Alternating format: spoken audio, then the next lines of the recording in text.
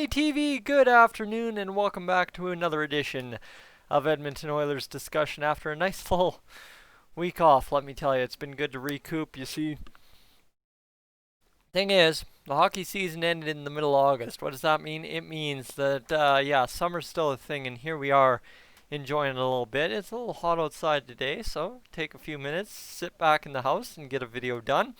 Now, thing is, in the time since we last spoke, the Oilers have spoken about what really went wrong with the team, what needs to change with the team, what needs to get better with the team going into next year. I'm going to put something out here that not a lot of people are really aware of when it comes to talking about next year. We don't have a start date for next season. As far as I am aware, unless I missed something major in the last week, we do not have a start date for next season. So I will pretense everything I'm about to say simply by saying it is all useless at this point without a start date. We can talk about free agents, we can talk about trades that we're not allowed to make with the other teams that are out of the playoffs. We can talk about anything you want to talk about. Problem is, it's all completely useless without a start date to next year. And obviously the start date to next year probably determinant on if you can have fans, what travel to the States and Canada looks like, that all kind of deal thing, right? But end of the day, that is probably the number one driving factor for the lack of videos this past week, is just simply, no matter what I say, it's useless. Everything is completely useless right now without a start date, right? We can talk about sign this guy, sign this guy, sign this guy. Great. But it means nothing if we don't know when we're getting back to playing hockey. Right now we're playing hockey in the playoffs in terms of the actual Stanley Cup playoffs going on, but that's just a completion of what we already started. That is not starting anew, which is where the Oilers find themselves at this point. Yes, we have the draft date, which will be sometime after the playoffs finish early October. It'll be the next week or whatever. Free agency will follow a couple days later. All that fine and dandy stuff. Great, good, gold, great. But again, it just means nothing. However, the one thing we do know is the cap is going to stay flat for the next several years here. So that leaves me today to discuss the Oilers' cap issues. And you look at it here, $71.351 million committed against an $8.15 million cap for next year. That leaves us with $10.15 million in cap space. Now let me tell you a little bit about the cap situation. We are retaining $750,000 next year, and for the next 2 years after that, against Milan Lucic. Benoit Pouliot, we still owe him $1.33 million. Andrei Sekera, we still owe him $2.5 million. So you do the math there. Realistically, okay, shortchange Pouliot a bit. That's over $4.5 million in dead cap space for players we will never see play for the Oilers again. Brandon Manning, Marcus Granlund, they're gone. Good gold, great good. Other than that, Mikko Koskinen, he's committed for $4.5 million next year. Keep that in your mind. And again, a guy very capable of playing up to that $4.5 million number. Mike Smith, he's got to be gone, right? But whether Mike Smith's gone or not, we still need to sign a backup goalie because Mike Smith's not signed through next year. So in that slot, you got to find yourself a backup goalie.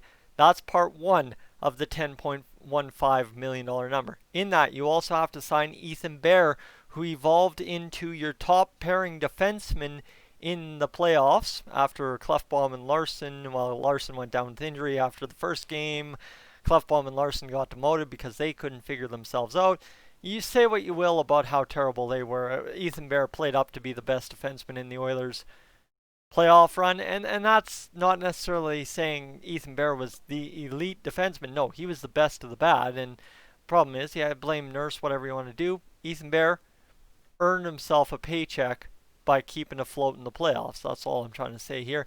Matt Benning's due up. What do you do with Matt Benning? One of the guys only capable of getting shots on net from the blue line during the playoffs. Matt Benning, every time he had the puck, he was ripping it on net just like the Hawks were, so keep that in mind. Matt Benning actually tried to put an effort forward, even though he was on the third pairing defense where it's just easy to play defense and nothing else. Matt Benning was trying to give a damn and get the job done, so just keep that in mind too. Mike Green, he's retired as far as I understand, so we're good there.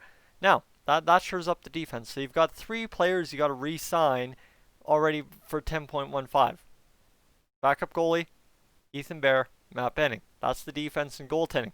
Now, forwards-wise, you've got Patrick Russell, Tyler Ennis, Riley Sheahan, and Andre Athanasiou to sign. Well, straight up, make of it what you will when it comes to contracts.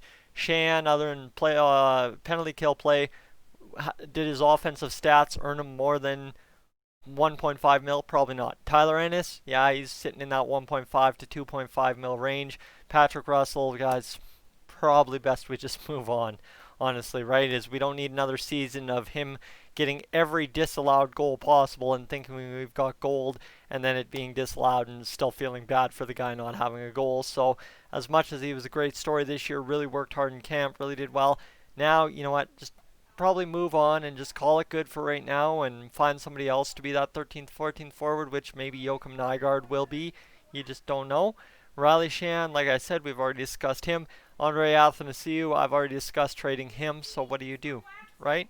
What do? You have to figure out the trade targets there probably. But that's the end of the day. The forward group, here's the problem. I've already gone through, right? There's 4 guys up front, 2 guys on the back end, and a backup goaltender. So you've got a total of 7 guys on the lineup. You've either got to sign or replace. Or you just fill in with a minor leaguer and hope that replaces them good enough. But I don't think we have a third-line center or even a fourth-line center in the minor leagues quite yet. Cooper Marody maybe, but due to concussion issues, we will remain to see what he comes when we get a start date for next season. So like I said, 7 places to re-evaluate, re-sign, or reconfigure in the Oilers lineup going into next year with $10.15 million in cap space to work with. Now, yes, trades and stuff will come into factoring and whatever, but $10.15 million divided by 7, that is less. That is $1.45 million each place to allocate to solve all 7 of those problems. Now, yes, you can probably go 800,000 here, make up a difference of 2 million there, but right, that's where we're talking the Tyler Ennis money, the Riley Sheahan money, that kind of thing. So you see how tight this is? This is very tight. So that leaves me to see, like, what do you do when it comes down to, what do you do? What do you do, right? What do you do when it comes down to it? I think what you do is you just simply survive it. But without a start date and stuff, that's where I get really leery. Is there's a lot of ways we could change this Oilers team, but realistically, there's not a lot that this Oilers team will have changed to it if at the end of the day, we only have $10.15 million in cap space to work with. Now, yes, obviously, targets, Adam Larson, Chris Russell, 50-50 on Darnell Nurse, and obviously Andre Athanasiou. But Athanasiou not being signed, you're trading him for either picks or cap, and the picks you're going to get are not the picks you gave up at this point, so you got to figure out who you're going to fit in there. And obviously, yes, right? I think Chris Russell's most expendable, but here's the thing, and it's been said enough times in the comments since I last posted, is you can't trade garbage for gold. And Chris Russell, here's the problem. He does the job well. He does what he's supposed to do, right? What he was signed to do, he does it well. He just doesn't deserve $4 million for it, right? Maybe at the start of his contract, yes. If it would have been a 1 or 2 year deal, oh yeah, $4 million for Chris Russell would have been gold. But at this point of his career, a 34-year-old Chris Russell next season is not worth $4 million to get the job done. Now, if he's not worth $4 million to the Edmonton Oilers, I'm going to tell you what, he's not worth $4 million to any other team in the NHL, whether they are trying to hit the cap floor or whether they're trying to win a Stanley Cup. He is not worth $4 million. So to think we could just sleight of hand trade Chris Russell for anything we want, not going to happen. And I think that's the problem here. Like I said, everything we talk about is completely useless without a start date to the season, because until we know when the next season starts, we really can't figure out shaping out our roster, because there's going to be a lot of guys that, right, are sitting around. If they were eliminated beginning of August and the season doesn't start, say, late November, early December, that is all of August, September, October, November. That is 4-month layoff after already pretty much a 5-month layoff between games. So you're talking the entire Oilers roster, if you count the exhibition game, from March 12th to when the season starts again in whenever it'll be, November, December, that is a 9-month layoff with only 5 legitimate NHL ruled refereed games, sanctioned, I guess is the word, games under their belt because of the exhibition game against Calgary.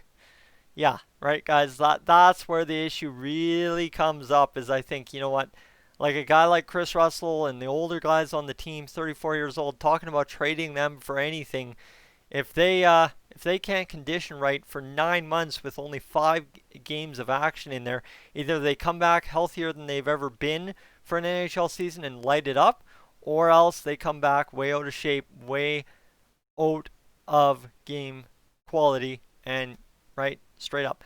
And I think that's where you'll see a lot of teams very, very leery about trading for older veterans this year. Is just the old body, right? Unless you're keeping it in shape, it's not going to be able to do its job. And for a team or a player that's only played 5 games in a 9-month span, that is tough to stay in game shape. Just imagine that. I've never tried to do that. I can't speak from experience, but looking at the mathematics of the situation, it looks pretty tough to stay in game shape when you've only played 5 games since March 12th, and now all of a sudden it's December 1st. Sounds tough, probably is tough, probably is fair. So when it comes to trading garbage for gold, scratch that. So at the end of the day is finding cap space and figuring out how to improve this team. It's going to be interesting. But you heard what the Oilers have said. Depth scoring, defense, and yeah, we'd like to upgrade goaltending. Oilers fans would always love to upgrade goaltending.